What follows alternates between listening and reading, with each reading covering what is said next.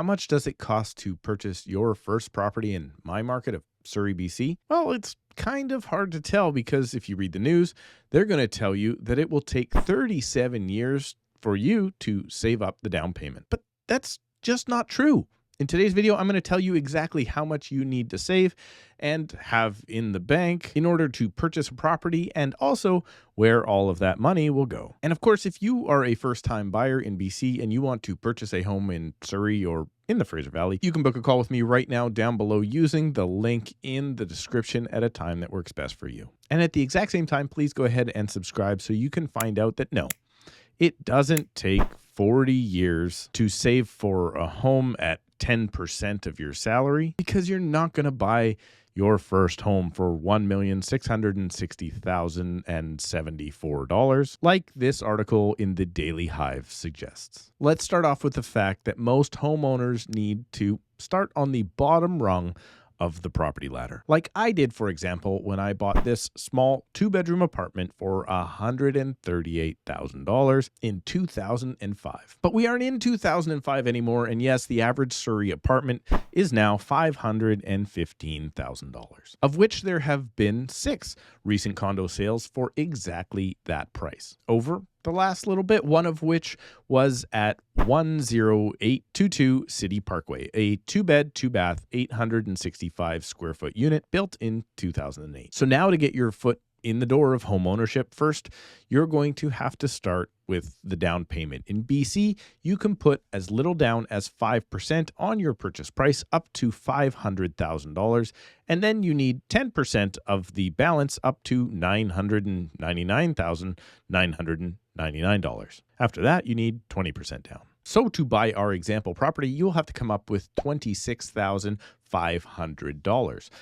But we don't stop there. In BC, first-time home buyers, well, you get to take advantage of the first-time home buyer exemption of your property purchase tax with a maximum purchase price of $500,000. Yep, you heard that right.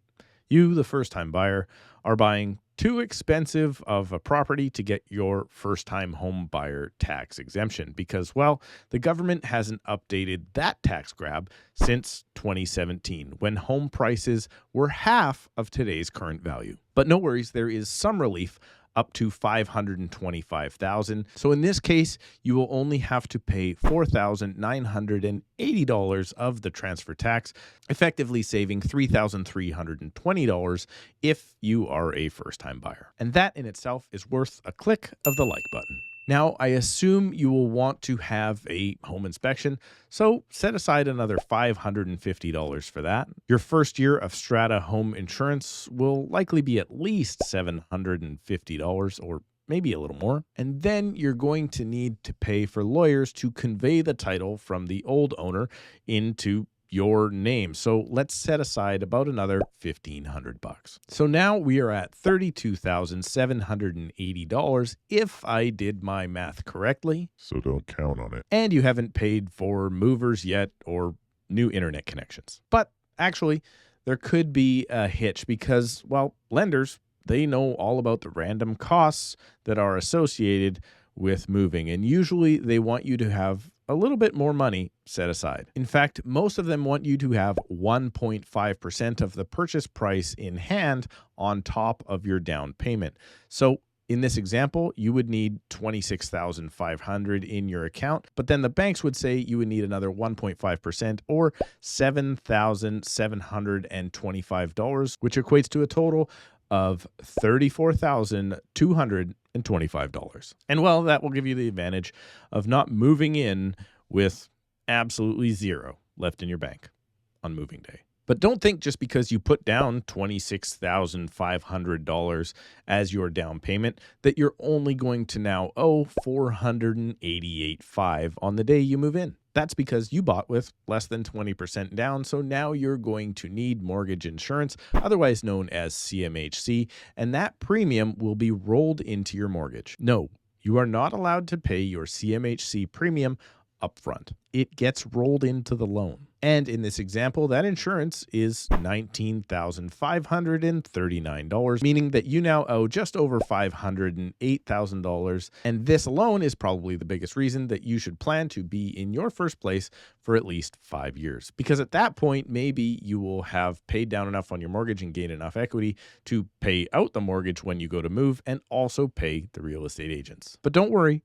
The average time that most first-time homebuyers spend in their property is 4 years, because who knows, you might get married or even have a kid, and you're going to need some more space. And before you know it, you'll be on to your next home and your climb up the property ladder into a townhouse, or who knows, maybe that $1.66 million average price detached home. But you won't have to have done it after saving up $332,014 like the Daily Hive would have you worried about. No, the reality is that you can become a homeowner in this market of Surrey and the Fraser Valley for as little as about $35,000, or even less if your purchase price is under $500K. And on a side note, if you're wondering what type of income you need to qualify for this typical Surrey condo at the absolute minimum down payment, well, my mortgage broker over at Citywide Mortgage Services, link down below in the description to start your mortgage application today. Well, he let me know